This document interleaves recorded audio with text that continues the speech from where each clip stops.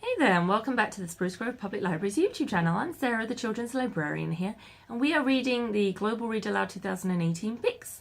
So the one we're reading currently is A Boy Called Bat, which is an awesome read by Alana K. Arnold.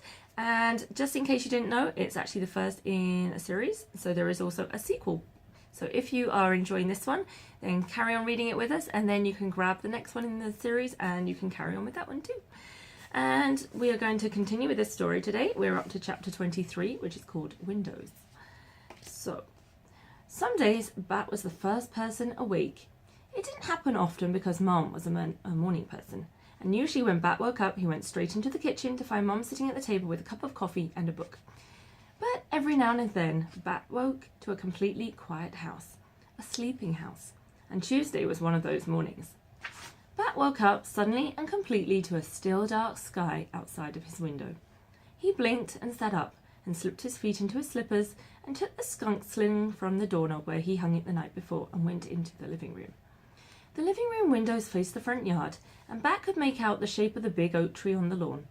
It was a darker shadow against the velvety early morning sky.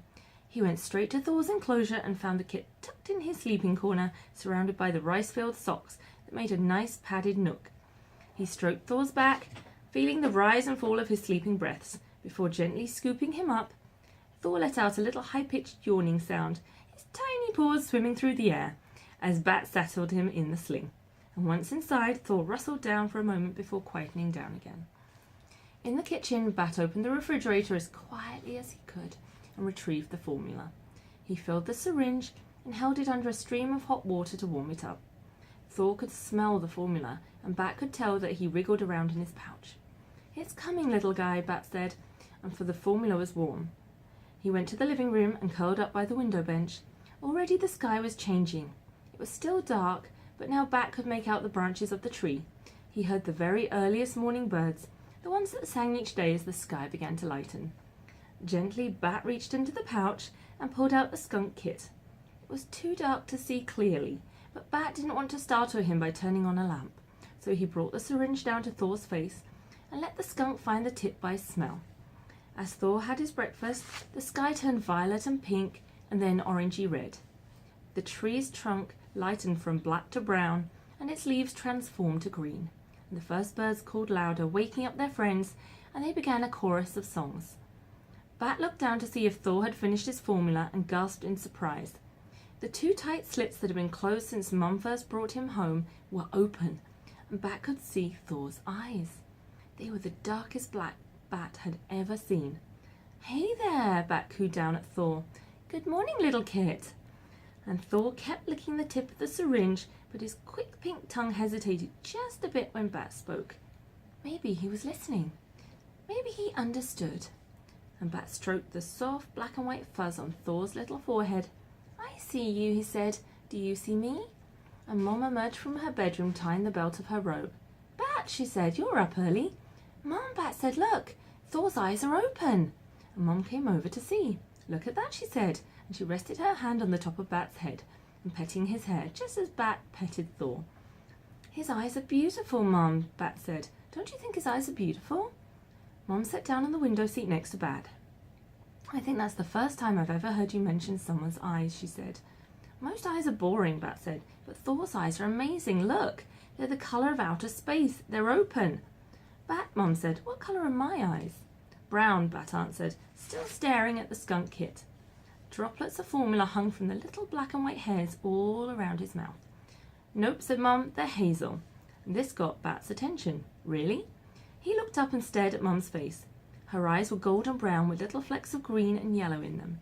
"They look like marbles," Bat said. "I never noticed." "Well, you've never been all that interested in people's eyes." Bat shrugged. "I never thought about it," he said. "Some people say you can tell a lot about a person from looking into their eyes," Mum said. "What do you think about that?" Bat thought about it. "I don't get it," he said. "If I want to know something about a person, I ask. I think you can tell more about a person from what they say than from their eyes." Said Mum. "You have an interesting way of seeing the world, Bat." And Bat stared deep into Thor's space black eyes. He tried to see what he could learn from them. He looked first into the left eye, and then into the right, and then into the left again. "It's hard to look into two eyes at the same time," he said. Which one am I supposed to look in? I don't think it matters. Try looking into my eyes, Mum said, and see what you can learn about me. Bat tucked Thor back into his pouch, and Mum took the syringe and set it down. She took Bat's hands into hers and smiled at him. Bat smiled back, and then he tried to see what Mum's eyes could tell him. The left eye had 3 more flecks of green than the right, and the right eye had 1 more fleck of yellow. The black points in the middle were exactly the same size, and her eyes were shiny. Hazel is cool, Bat said. It's like a rainbow of all the boring colours. Funny, Bat, Mum said. Do you know what I see when I look into your eyes? Brown and black, said Bat, with white all around. Yes, said Mum, I do see that, but I also see your sweetness, and your thoughtful nature, and your busy, busy mind. And Bat looked away. It was uncomfortable to let someone look into his eyes for too long. It made him feel all kind of itchy and shy. You can tell all that by looking into my eyes. Yes, she said, and she leaned forward and kissed Bat on the forehead. I see all that and more. And that's the end of our chapter for today, so thanks for joining us. And if you want a copy of the book yourself to read along with, then come see us at the library and we'll hook you up. Thank you for joining us for virtual story time this week. If you enjoyed this story, come and visit us at the library or give us a call or a message and we will help you find more books, DVDs, movies, backpacks, whatever your literary heart desires. Thanks once again. Bye-bye.